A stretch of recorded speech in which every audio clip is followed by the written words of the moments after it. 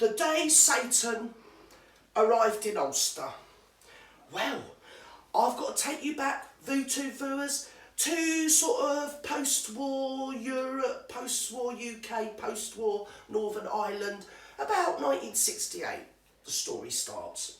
So in 1968, several things have been going on in the Northern Ireland historically. You had some very poor people, and they were divided up into bleeding really, really poor and kind of really, really poor. And they were divided even more by the fact that these lot over here were Catholics and them lot over there were Protestants. I mean, them lot over there were Protestants, but they were also Jehovah's Witnesses, Methodists, Baptists. Any form of Protestantism was going on over there. Whereas over here, they were just all Catholic. And over here, they were the Unionists. They wanted to be a member of the British Union, part of the British Empire, and all this, that, and the other. And of course, they were kind of in charge, you know. And these people here, they were like, well, they were Catholics, and they just wanted Ireland to be like one Republic Island, happy Catholic little papal state of Catholicism going on there. That's what they wanted. But that's a stereotypical view of what was going on. I mean, probably if you asked them individually, they didn't give a shit. They were more interested in getting their dinner on the table and feeding their kids. But leave that aside. So, you had some people turn up that said, do you know what you need, Northern Ireland? I'll tell you exactly what you guys need in Northern Ireland. You need some civil rights. They said, do we? They said, yes, you need some civil rights. And what we're going to do, we're going to get ourselves busy and we're going to get you some civil rights. So, because over there at the time, nobody listened to the media, nobody believed any of the newspapers. I mean, you know, can you even imagine a life like that, Voodoo viewers? Can you imagine people not trusting the media? Anyway, they didn't trust the bloody media. So they thought what they'd do is these civil rights people, they would start their own little pamphlets and their own little weekly sort of magazines, and they'd get themselves about the place, and they would try and like whip up a bit of support to pushing forward and getting some civil rights. Over here was a bunch of Marxists. And they thought, right, well, we're going to get in there, we're going to interfere, and we're going to sort of stir the pot a bit. So anyway, they've had a little bit of a civil rights sort of thing going on, and not a lot happened. I mean, they were all both poor, but the Catholics were still even worse impoverished and even worse poor than the Protestants, poor. So they thought to themselves, these civil rights people, it was like, it's Bernadette Devlin, she was the main civil rights activist, and you had your Con and Patricia McCluskey, they were like, one was a GP, the other one was a social worker, you know, all the good stuff, getting themselves in there for the cause. And they got themselves together with a peace march, because it was 1968, they'd probably seen a bit, you know, on the telly about your Martin Luther King, and it seemed to go down well in America, having a bit of a civil rights march. They thought, right, well, we'll do that, we're going to have a civil rights march. So they marched, and they marched the way through Belfast, and then, well, who could actually have predicted it? But it didn't go down too well with the Ulster Constabulary and the Ulster government, which were obviously Protestants and sort of British in sympathies and blah-de-blah-de-blah, all that old stuff. And I think shots were fired and people were arrested and this, that and the other happened, and it left a bad taste in everybody's mouth. Over here in Britain, our government thought, well, we can't have this, you know what we're going to have to do? We can't have all this because we know what's going on over there, you know. That's civil rights. They're just using that civil rights as an excuse to bring in all the communists, because, I mean, we've got all the communists over here in Russia because of the Second World War and the way that the map was drawn by Stalin. Half of Europe's nearly not communist now, and we need to keep them out. We don't want all these commies coming over. And not only that, they'd had all that commie threat over there and all that paranoia going on in America where they'd seen Reds under the bed and McCarthyism and everything. And it was the Cold War, and they thought, no, we're not having that.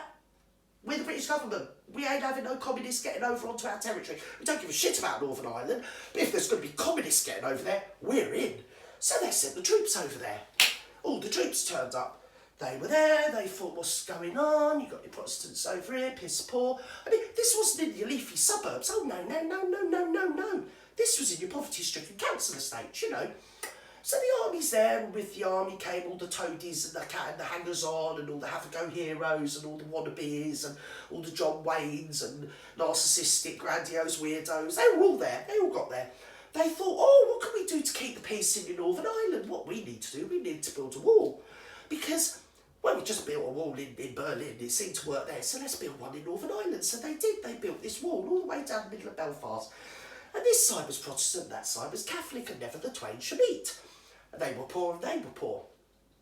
This is when, enter, stage left, is a nice chap called Colin. Yes, the eponymous Colin, Mr. Colin Wallace. Mr. Colin Wallace was born in Ulster in 1941, he was, yes he was. And his father had fought for the British in the First World War, so whilst he wasn't a religious man, you could almost assume that his actual socio-economic status was probably upper working, lower middle class sort of affectations. He got himself to the academy, which is a bit like a grammar school or something. So he did all right, old Colin. Anyway, he got himself down from 1941 to, I don't know, about 1960 or something. He was about 18. And he was working away, just doing work, clerk or whatever. Yeah, he'd done a couple of exams and this, that and the other. And it weren't enough for Colin. Colin wanted to do more to help, help the Northern Ireland cause, obviously. And he thought, well, what can I do? I know what I'll do. I'm going to join the Ulster Volunteer Territorial Army. That's what I'm going to do. I'm going to be a weekend warrior. Yes, I am. I need a hobby. And he got himself involved with the territorials. And off a weekend he used to go out camping, used to put some black cork on his face and go crawling through the undergrowth. And all it made him feel really manly. It did, yes, it did. And he liked it for a while, but after a while it got a bit boring. He felt he needed a bit more in his life. So he thought, what can I do now? I know what I'll do. I'm going to volunteer for the Ulster Police Specials and go about in the evening and be a special policeman and really help out and really, like, I don't know, just get involved and be somebody. And plus I'll get another uniform, so that's a bonus. So that's what he did. So he was in the territorials volunteering and having a nice time. He was being a volunteer with the police and everything. And all of a sudden one day, who should come up whispering in his ear? A member of the British Army. And they said to him, Colin, you know, with you being born in Northern Ireland and having a Northern Ireland accent, but being very sympathetic to the British Army and being very sympathetic to the British establishment and maintaining the power balance and the status quo, you know how that's sort of you, Colin? He said, yes. They said, have you ever thought of joining the British Army? He said, no. They said, do you know what, Colin, you'd be an asset, you would. He said, would I? They said, yes. He said, what do you want me to do? They said, we want you to train up, we want you to be a captain, and we want you to get yourself over to Northern Ireland and start, I don't know, just putting in all the good stuff, because obviously you're going to be brilliant, because being born here, you know all the families, you know all the interplay, the culture, the religious observations, what they mean. You even know the gang signs and the graffiti. You know it all, Colin. So what we're going to do, we'll train you up. And with that, they sent him to New Zealand, viewers. I know, yes, that hotbed of terrorist activity in New Zealand. He was probably down there annoying the Maoris or whatever. But anyway, off he went. And when he was in New Zealand, he got himself into the SAS in New Zealand. He did, yes, he bloody well did. And after a little time, he got seconded back to Britain. And he ended up training up in some intelligence place in somewhere or something other or whatever, right? And he got posted back to Northern Ireland, but he was under the covers. Yes, he was. He was under the covers. He had a dual sort of, I don't know, like a task sort of set to him. His job description on the surface was as a civilian, sort of paper shuffler in the press office, sort of just typing up things. Now, you've got to remember that Northern Ireland at this time, most people, especially working class poverty people, didn't even have a television, let alone a telephone. You'd have to drive miles to get to a telephone, and then you're lucky if it worked. Do you know what I mean? But this was Northern Ireland. People got their information by the papers, but they didn't really believe in the papers, so they kind of ended up getting their information more sectarianly, i.e. off their own people, their own priests or whatever, their own vicars. They didn't sort of mingle. But Colin, he was there with a purpose. You could say he was there with a common purpose. And his purpose was to basically to get in there under the guise of being just a paper shuffler and stir the pot. There you go, viewers, I said it, stir the pot. His remit was misinformation, fake information, demoralisation, disconnection, disharmony, and, all the disses, basically. But the army being like the army, they like to come across as good eggs, they also said that part of his paper shuffling cover should be charity work. So he should be seen to be a good egg during the week, doing some charity work in the evenings and doing discos for the children. And he loved the children. He was all about the children. I mean, at Christmas, he even used to dress up as Santa Claus. I mean, a bit like Jimmy Savile, really, wasn't it? He's a good egg, you know, charity, all for the kids and that. And there he was, dropping in all these places, being a good egg. And he used to go over that side and talk to the priests, talk to the nuns, and talk to the poor Catholic people. And then he'd get himself over this side and he'd talk to all them as well. He'd talk to all the vicars and this. And no one seemed to notice, because he was a nice guy, that pretty soon no one liked each other. I mean, before they knew who not to like. It was them over there or them over there. Now, nobody liked each other. They found that there was a whole network of like glasses and snitches had been set up. I mean, it wasn't like nowadays where you just send a text like in the pandemic when they were encouraging you to ring up and snitch on your neighbour. No, this was a lot more insidious than this, and in some ways a lot more sophisticated this was.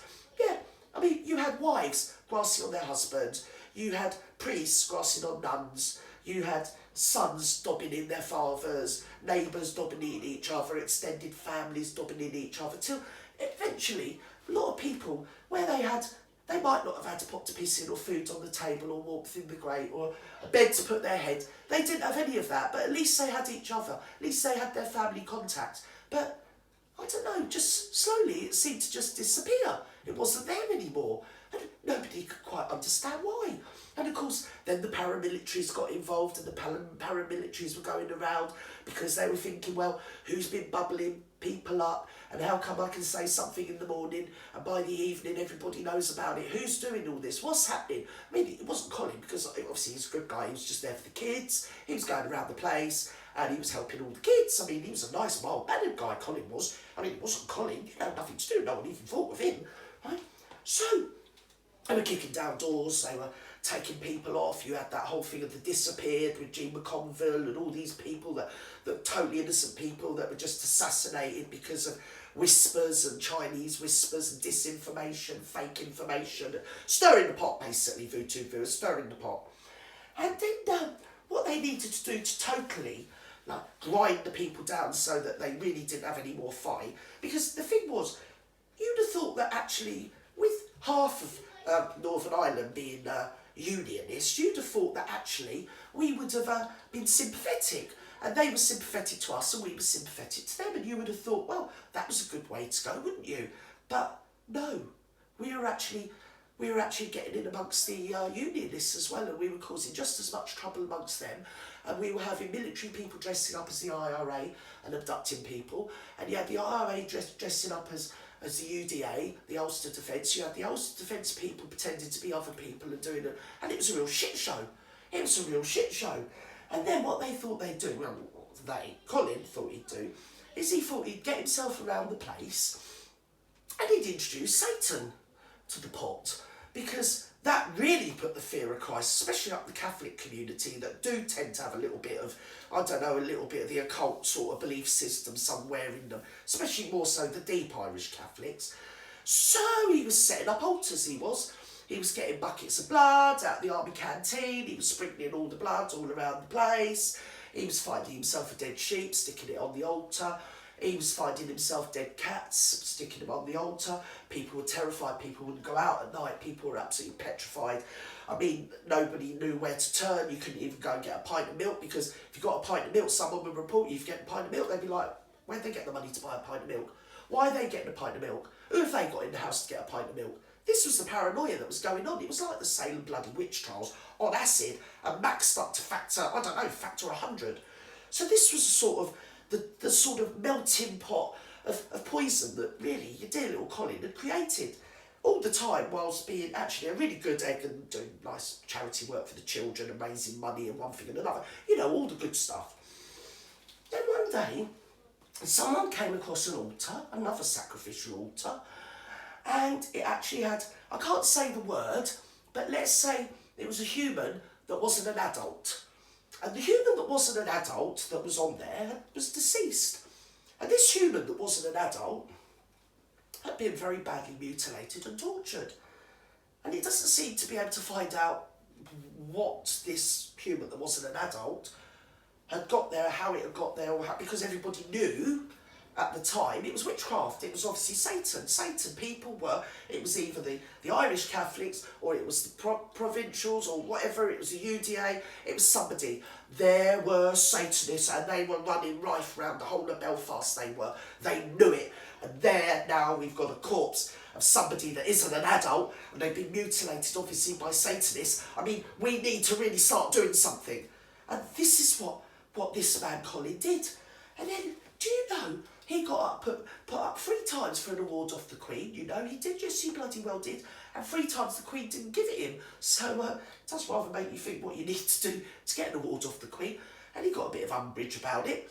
And then, well, it's a double Andy, because considering how many people were being killed and how many children were being left parentless, he was lucky that the Ulster government had set up some orphanages, one of which was King Cora Children's Home, which we all know about, don't we, really?